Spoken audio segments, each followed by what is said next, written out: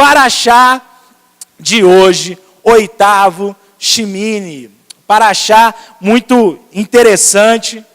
Essas paraxás, ela vem numa sequência. Paraxá é uma porção da Bíblia, tá? Essa sequência no livro de Levíticos, ela é toda uma preparação espiritual. E hoje eu quero trazer muito para a gente, é que a nossa vida natural, tudo que a gente faz no âmbito natural, ele reflete no âmbito espiritual. Em que sentido? Eu queria tratar hoje uma questão de disciplina nossa. Tem algumas coisas que o Senhor nos dá no estatuto, por exemplo, como a lei alimentar, que é uma das partes comentadas nessa paraxá, a partir do versículo 10.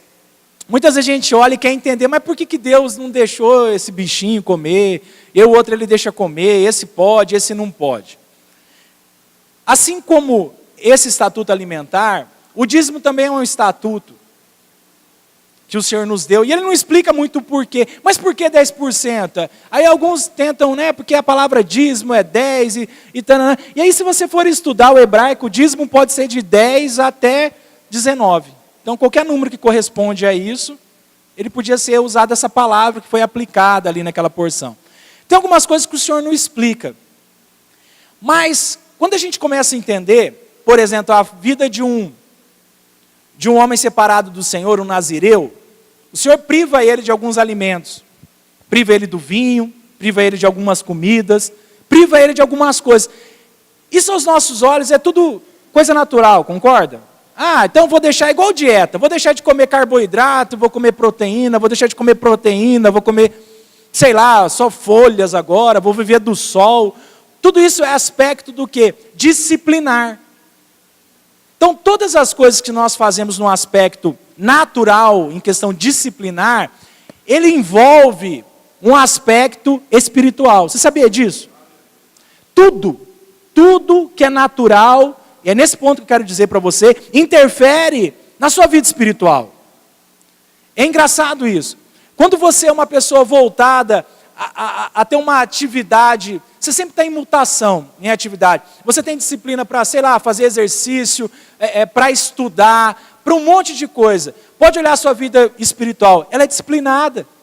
Você consegue manter uma vida de oração, você consegue manter uma vida de comunhão, uma vida de estudo. Agora, se você não tem uma vida desafiada em ter disciplina, como é difícil orar, como é difícil ler, como é difícil estudar. Há um reflexo nisso. Porque nós precisamos treinar o nosso corpo físico, carnal, natural, para que ele desenvolva a disciplina espiritual. Amém, irmãos? Glória a Deus. Amém? Glória a Deus. Então, o estatuto alimentar que o Senhor deu, ele envolve vários aspectos. Na verdade, 3 aspectos.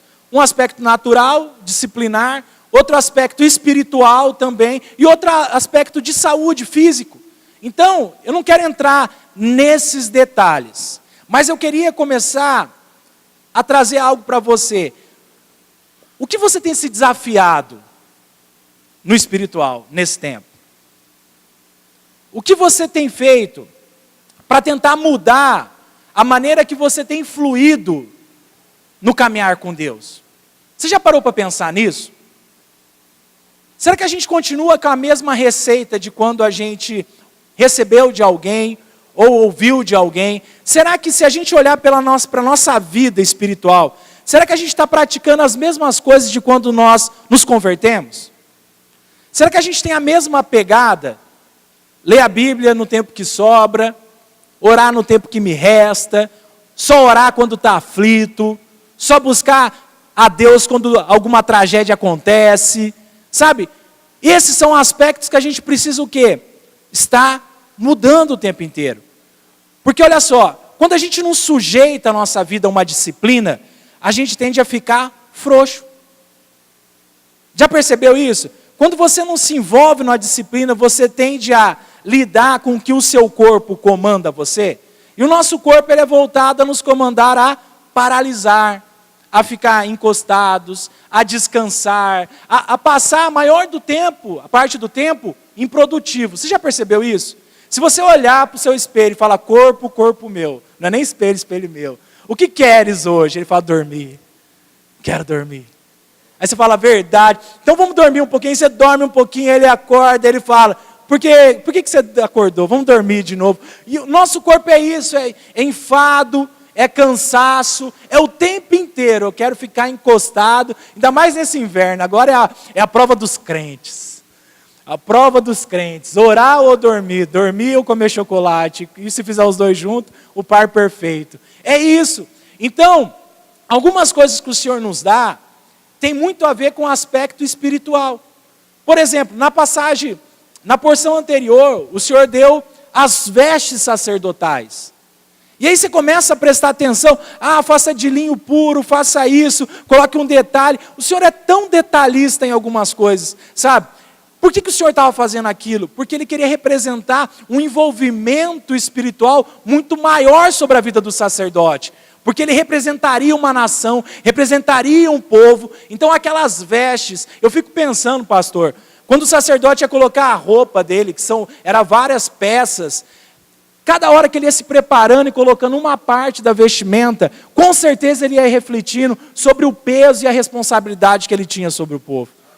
Sabe, essas coisas passam despercebidos por nós. Esses detalhes de Deus é tão precioso. E é isso que vai nos fazer o quê? Ter um rumo de vitória na nossa vida. Amém, igreja? É exatamente essas coisas que nós deixamos de praticar que interfere no resultado final. Na lei alimentar, por exemplo, né? O Senhor, Ele estabelece isso para o judeu. Determinado tipo de animais, eu não vou ler, tá, irmãos? Mas aí vocês acompanhem lá nos versículos a partir do Levítico 10. Ele fala, animais com casco fendido, que rumina, ele vai te dando uma listagem de animal. E eu creio que algumas coisas são bem nojentas para comer, mas de verdade. Outras nem tanto, a gente até estabelece. Mas o que me chama a atenção sobre o de comer ou não comer, a primeira pergunta, isso é para nós? Como igreja gentílica? Pronto, não. Ok? Estatuto alimentar era estatuto para o judeu, sem querer ou não querer. Para nós ele dá ressalva. Depois eu vou explicar isso lá na frente. Isso não era algo obrigatório. Mas aí eu penso em algo. Quando nós nos colocamos a cumprir um estatuto, que ele não é obrigatório para nós, mas isso, ele me envolve uma prática, o quê? Disciplina. Disciplina. Da parte do estatuto alimentar, a parte que mais me pega em cumprir é a parte do bacon. Como eu gosto de bacon. Cara, ou eu não ligo para carne de porco, nunca gostei. Não gosto nem de ver o cheiro. Não me atrai. Não me atrai linguiça de porco, eu gosto de linguiça de vaca. Peixe, nunca fui muito chegado. Mas, cara, o baconzinho no X-bagunça, meu irmão, com queijo, aquele negócio é bom demais. E aquilo me pega. Só que, quando eu resolvo fazer, Senhor, eu vou cumprir esse estatuto, não por peso, por pecado, não por nada.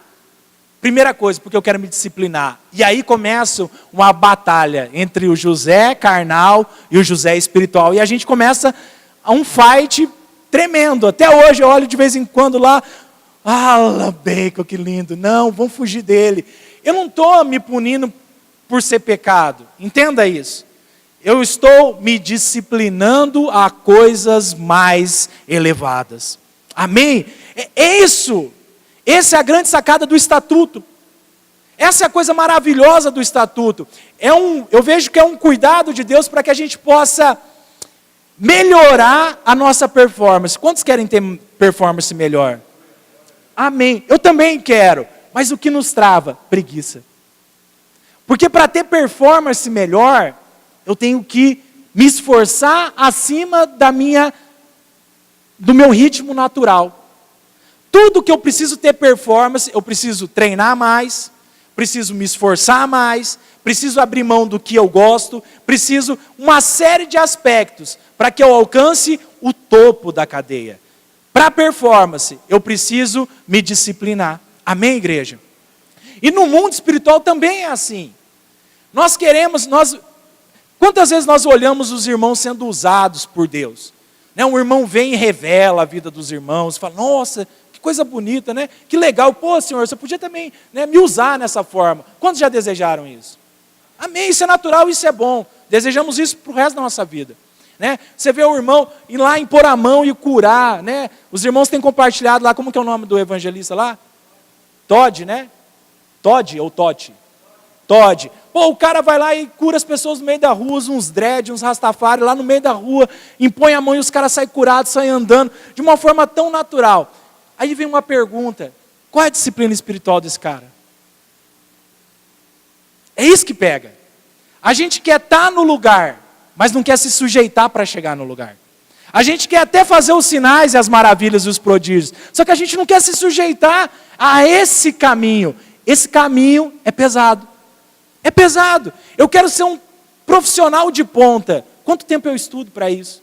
Quanto tempo eu me dedico a isso? Quantos cursos eu faço?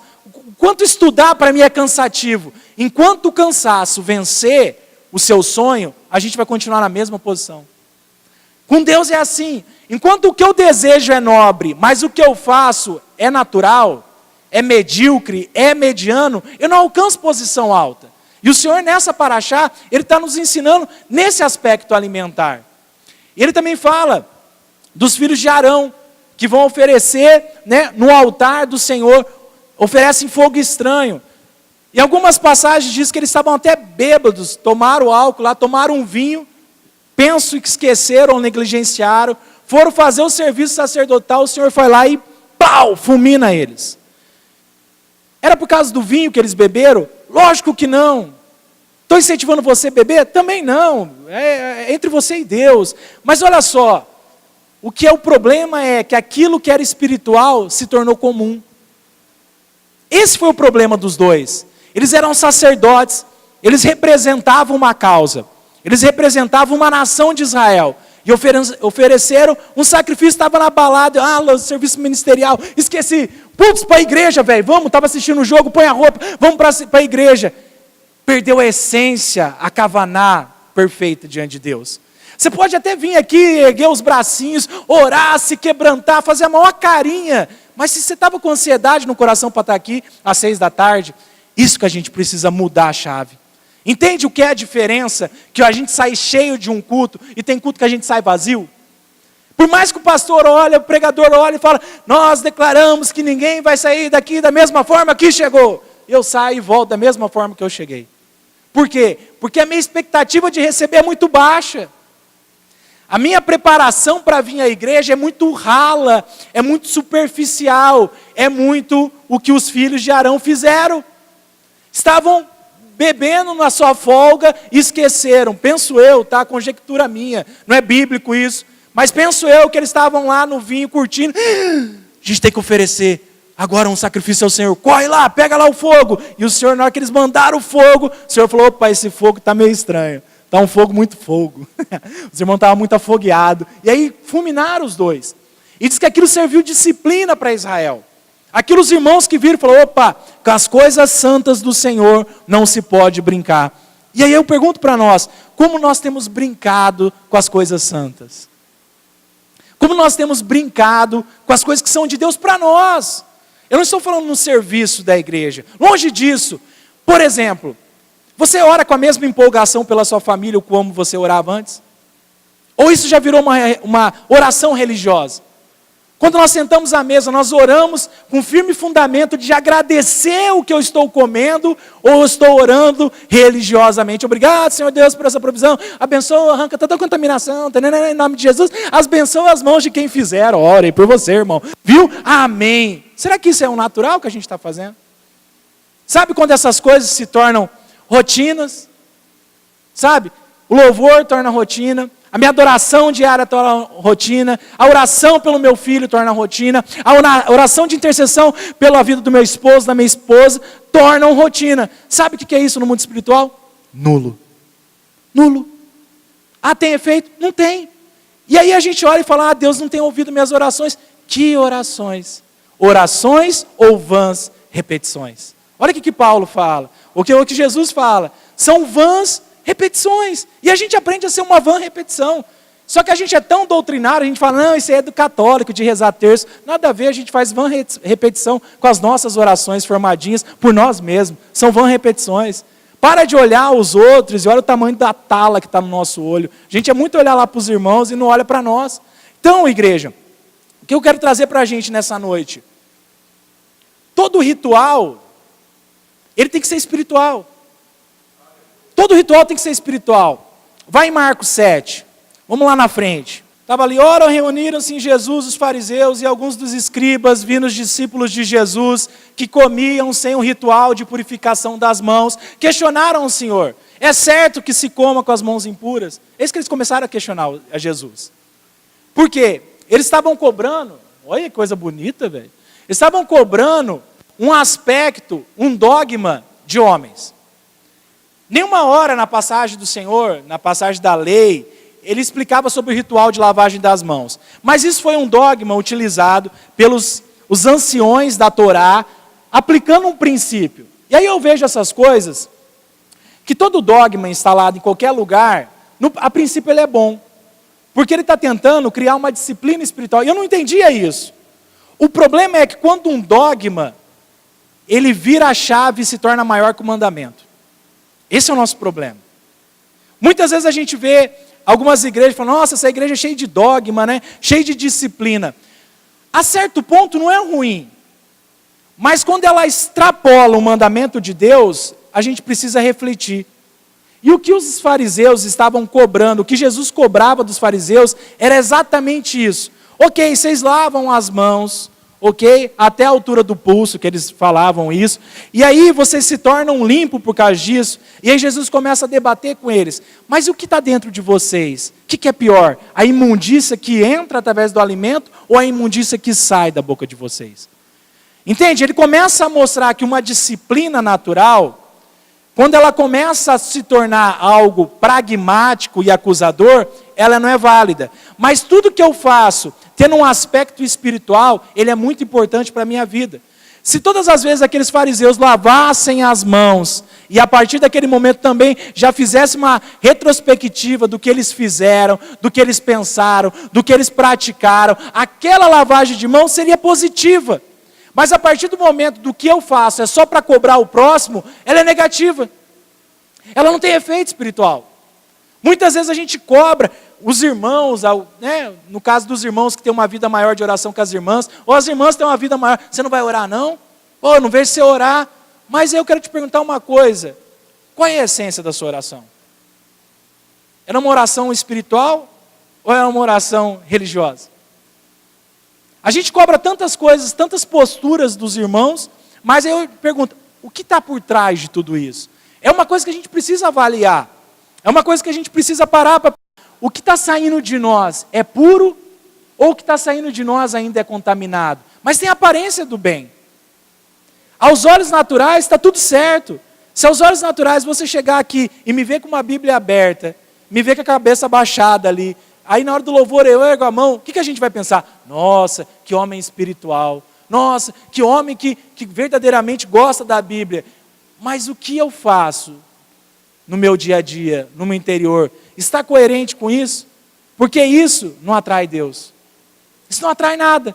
Agora, por mais que nós sejamos falhos um monte de coisa, mas se o meu coração for adorar a Deus, isso atende a Deus. Amém, igreja? Consegue entender? Disciplina natural. Consegue, igreja? A gente precisa achar uma motivação no Evangelho de novo.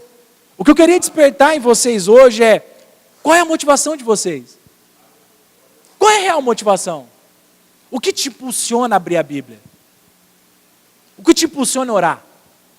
O que te impulsiona a vir na igreja? O que te impulsiona a falar que Jesus morreu por você? O que te leva a isso? O que ferve dentro de você? Será que a gente não está montando um altar de religiosidade e fazendo as coisas naturais? Ou será que a gente tem aquela vontade imensa, tem um coração queimando para as coisas de Deus, tem uma coisa queimando para fazer o bem? O que nos impulsiona? Jesus continua questionando isso para nós. Sabe, Safira e Ananias, também lá em Atos dos Apóstolos. Cara, imagina uma oferta arrebentada dos caras. Pensa numa oferta de causar inveja para a congregação. Os caras venderam, sei lá, metade do dama, chegaram no pé de Pedro e falou, ó, apóstolo, vou ofertar. Pedro olhou e falou, cara, o que aconteceu no coração de vocês? Por que estão mentindo para o Espírito Santo do Senhor? Puf, o cara cai duro e morre. Que doido, velho. Por quê? Só adorno por fora. Só adorno. Aí Jesus pega uma viúva que dá uma moedinha e fala, essa é uma oferta que agrada a meu Pai. Entende que as coisas espirituais não estão ligadas ao que parece ser, mas qual é a intenção? Pedro, bonitão, temente ao Senhor, homem reto na lei, está lá fazendo seu almoço, meio-dia, e tem a primeira visão de um telão na vida dele. O cinema foi descoberto em Atos dos Apóstolos, capítulo 10. Sabia disso? Abra lá, Atos 10. Vamos descobrir o cinema. Deus criou o cinema, em Atos 10. Olha que coisa doida, 10, 11. Então viu o céu aberto. Alguém já estava cozinhando e viu o céu aberto? Não. Pedro viu, sabe por quê? Porque estava na hora de oração dele. Pedro orava 3 vezes por dia. De manhã, na hora do almoço e ao entardecer, no final do dia. 3 vezes. Tinha revelação extraordinária. Disciplina espiritual. Ore 3 vezes por dia. Entende o que eu estou dizendo? 3 vezes por dia, Pedro viu o céu aberto com um grande objeto descendo. A gente não vê nem a voz de Deus, porque a gente ora só na hora de acordar e na hora de dormir. Oração do papai e mamãe. Me abençoa para acordar, me abençoa para dormir. Só um puxãozinho de orelha de leve. Então viu o céu aberto e descendo um objeto como se fosse um grande lençol, o qual era baixado à terra pelas 4 pontas. Você já parou para pensar nessa cena? O que era um grande objeto amarrado em 4 pontas? Parecia um lençol. Uma tela de projeção, velho. Já viu o data show quando vai descer na faculdade? É uma tela de projeção. 4 pontas. Aí ele começa.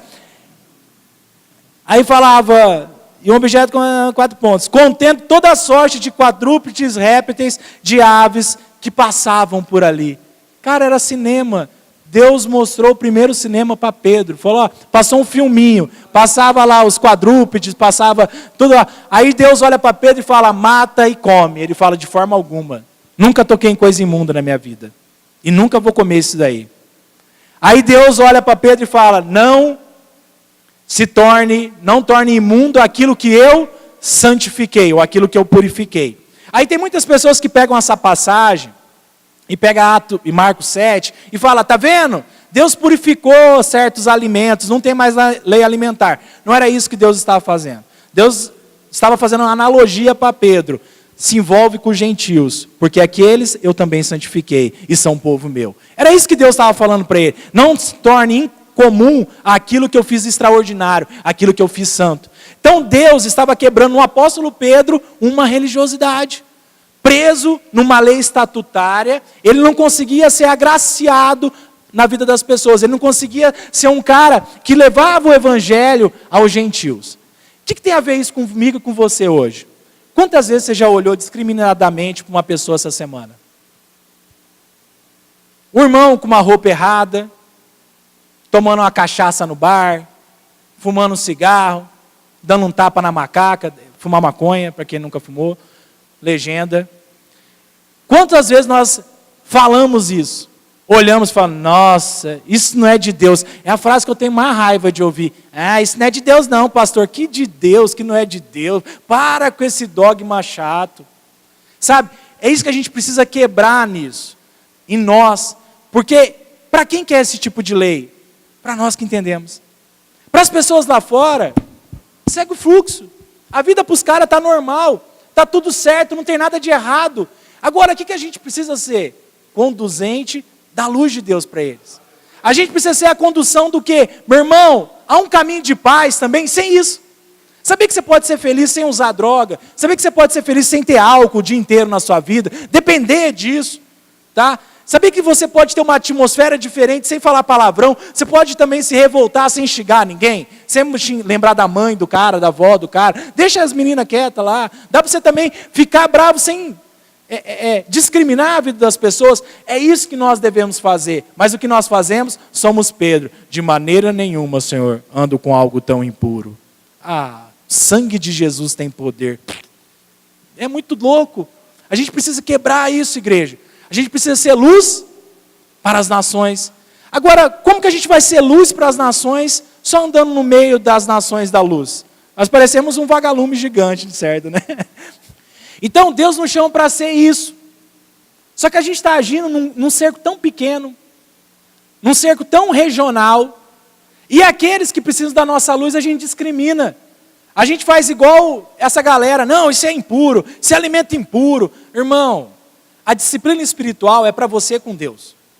Se você tem disciplina espiritual, parabéns, continue com ela.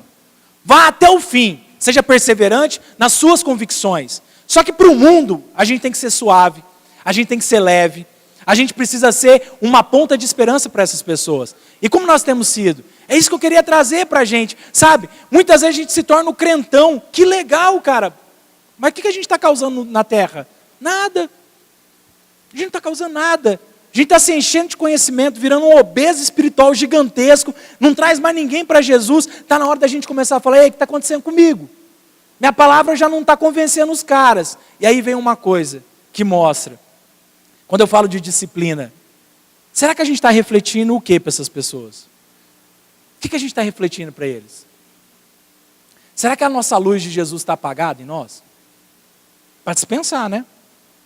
Será que eu estou tão espiritual que eu já estou quase flutuando e já não vivo mais nesse mundo? Será que eu estou virando um ET e estou achando que estou super santo, super santificado, super vazio? Será que não está na hora da gente refletir quantas pessoas nós temos impactado? Qual a nossa atitude? Com o nosso mover? Aí a gente não consegue andar no meio termo. Ou a gente vai fritar junto com os caras, aí vamos para a gandaia, tudo junto. Né? Ou a gente se isola e vira um ermitão. O meio do caminho a gente não consegue fazer. Já percebeu isso? Você não consegue ser agradável levando luz. Ou você é um legalista opressor. Esse meio termo a igreja do Senhor precisa alcançar. A gente precisa entender esse mover em nós. Nós não precisamos nos contaminar, estar nos lugares. Mas se acaso eu tiver que estar em algum lugar, eu não vou chegar lá e falar, credo, que lugar promíscuo. Nossa, que coisa, olha, nossa, isso, nossa, olha que coisa feia. Não, isso não é para nós. A gente tem que sentar lá, conversar com eles, e no meio da gandaia os caras olhar para a gente e falar, cara, tem alguma coisa diferente no você, bicho. Você está alegre aí, não tomou uma cachaça, fala, meu filho, deixa eu contar a minha história para você, eu tenho Jesus. Aí é hora de entrar com o evangelho, é hora de impactar as pessoas, é hora de mudar a estrutura. Eu não preciso estar bêbado, louco, dançando, hoje a giripoca vai piar, eu não preciso estar no meio. Eu sei todas essas coisas, sei cantar música de rock, sei tudo, mas não preciso estar no meio para fazer isso. Agora eu posso ser influência aonde as pessoas precisam. Quantos querem ser influência aqui? Amém! Qual é a sua disciplina espiritual para isso? Aí é a pergunta. Lembra? Quero estar no topo, quero estar fazendo isso, quero estar fazendo aquilo, mas o que eu estou fazendo para chegar nisso? Essa é a pergunta do Senhor para você nessa noite. O que nós temos feito para isso? 2 Coríntios 6,14.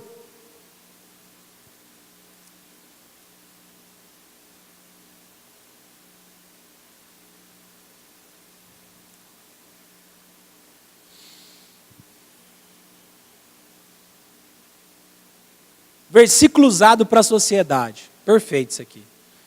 É o maior versículo usado para quando você quer abrir um negócio e o cara não é crente. Daí essas coisas estão quase estranhas, porque crente também, dentro de um dogma religioso, é zero, é nulo. Se ele não entende a palavra, ele também não é nada. Não muda nada. Obrigado, pastor. Glória a Deus.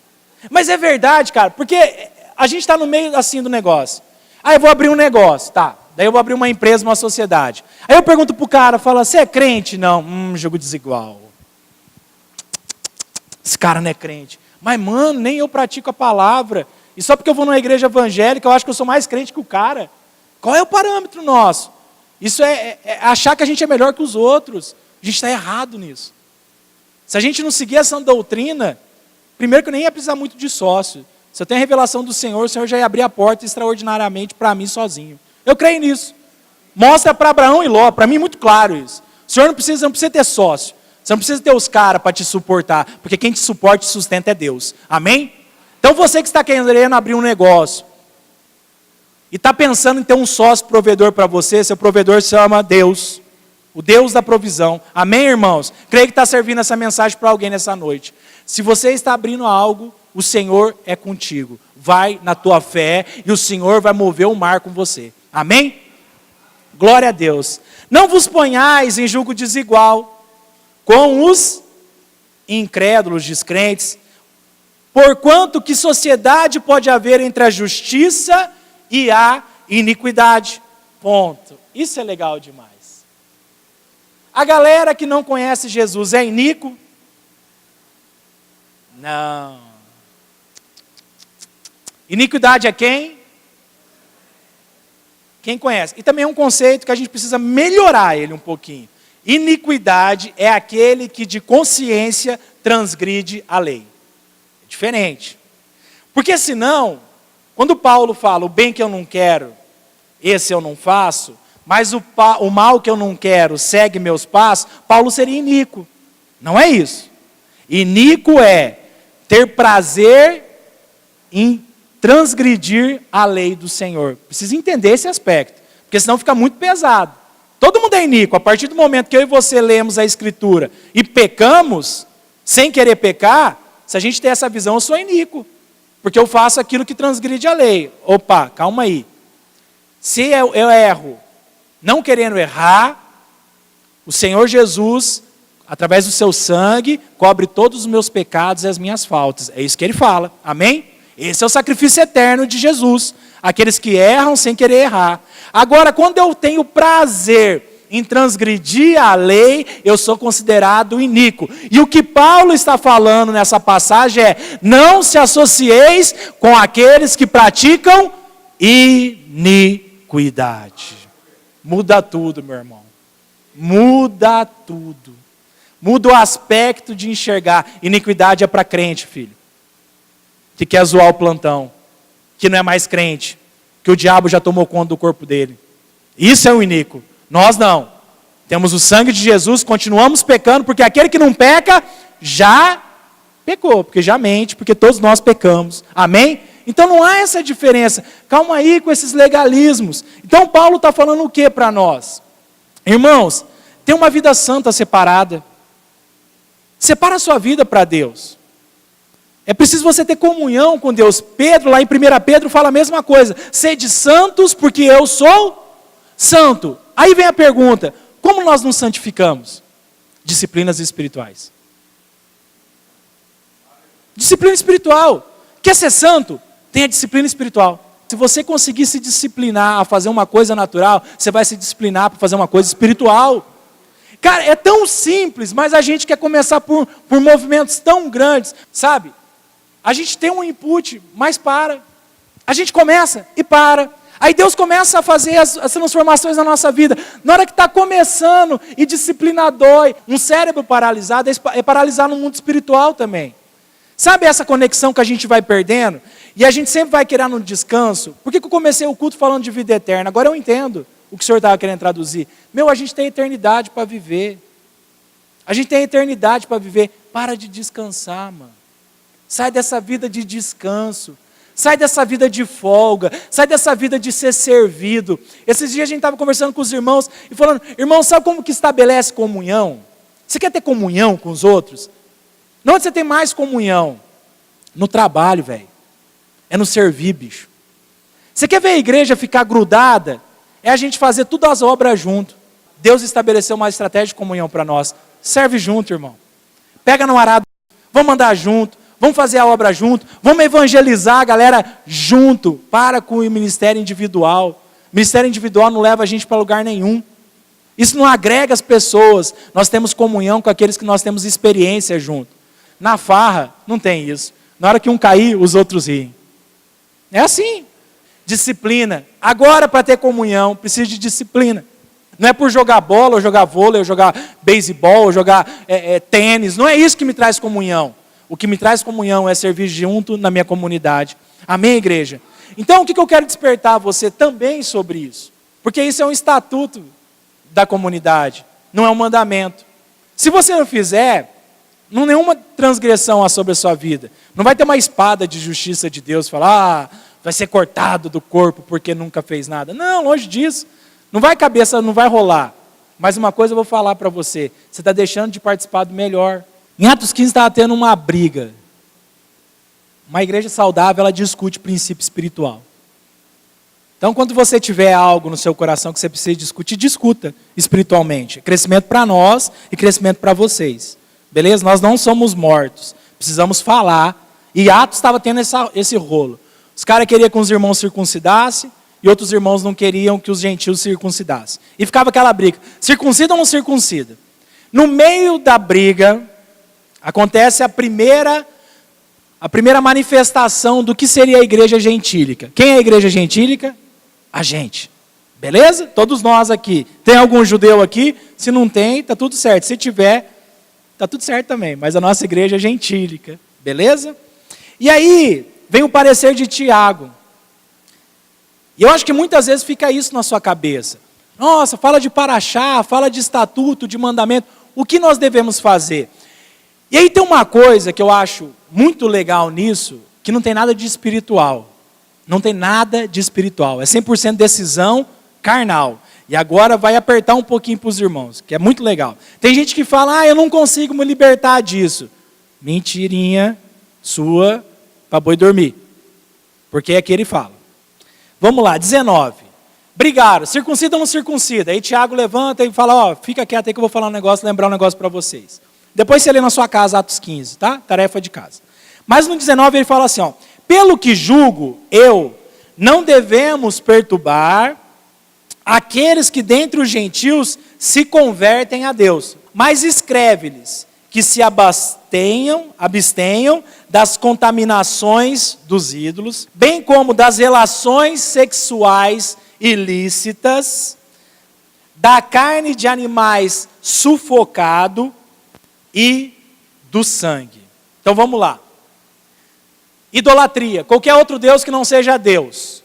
Não façam mais adoração a nenhuma coisa qualquer na terra. Só adore ao Senhor, Deus. Amém? Claro isso para nós? Precisa ser espiritual para isso? Não, natural. Não vou mais adorar, isso depende de mim só. Não preciso de Deus, de um trovão, de nada. Preciso de mim. Segunda coisa. Bem como das relações sexuais ilícitas. Pronto, aqui que pega a igreja. Sabe, pastor, há um espírito que me pega. Te pega nada, você quer ser pego. Não pega nada. Fato, preciso ser claro isso com você. Já fui promíscuo pra caramba. Não tem essa de espírito. Decido não fazer, não faço mais. Ninguém vai lá e pega, vai lá, não, para com essa fita. Não existe. Vamos ser coerentes. Então, relação sexual ilícita, depende de mim e de você. Fala, não faço mais, não participo mais, não caio mais nisso e não vou fazer mais isso. Se vou fazer, vou me trancar em casa até que eu tome vergonha e não faço mais isso. Amém, igreja?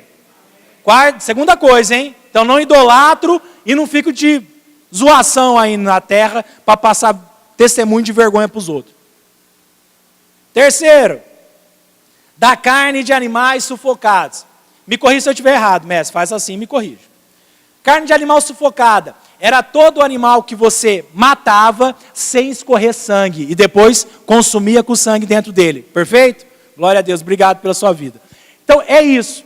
Então não coma mais esse tipo de coisa. Você precisa escorrer o sangue do bicho, porque no sangue há vida. Então não quero que você tome a vida, participe da vida de animais dentro de você. Esse é um estatuto do Senhor e não explica por quê.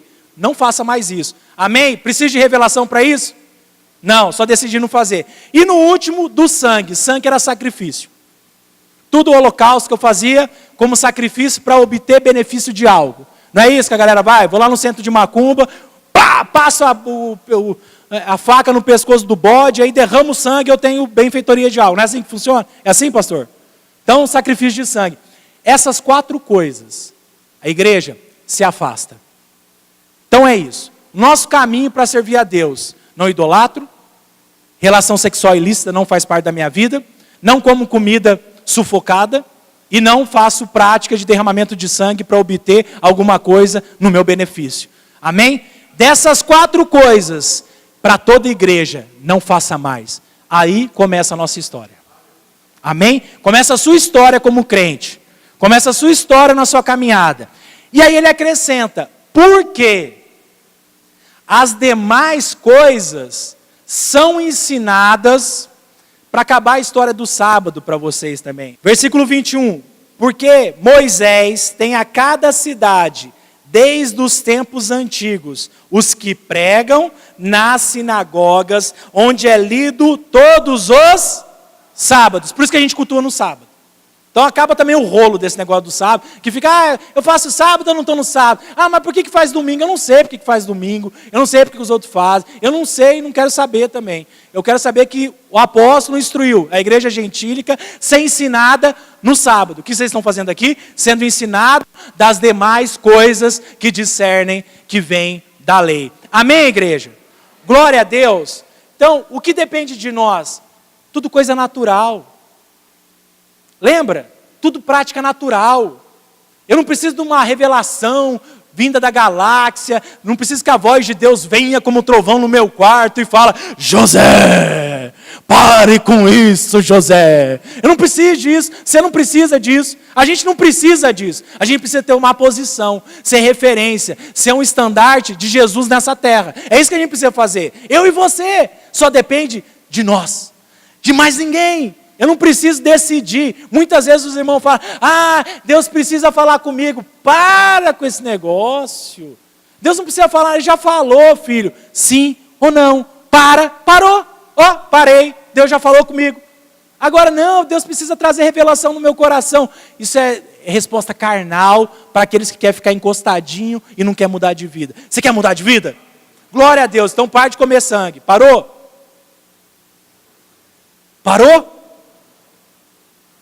Ufa, um parou. Parou de comer sangue? Parou com as relações sexuais ilícitas? Pararam? Se não parou, para hoje. Aproveita, está aqui, só depende de você. Você não precisa orar, você não precisa jejuar, você não precisa ir no monte, você não precisa fazer... Só decidir e falar, não vou fazer mais. Não vou fazer mais. Coça, não sei, vai no médico, tem alguma coisa errada. Então. É isso, para com o trem, sossega. Beleza? E não se curva a outros ídolos. É ser prático. O evangelho tem que ser prático. Tem que ser simples para mim e para você. Senão fica muito tumultuado. Todas as 4 decisões não tem nada a ver com o espiritual. Tem a ver com a sua atitude.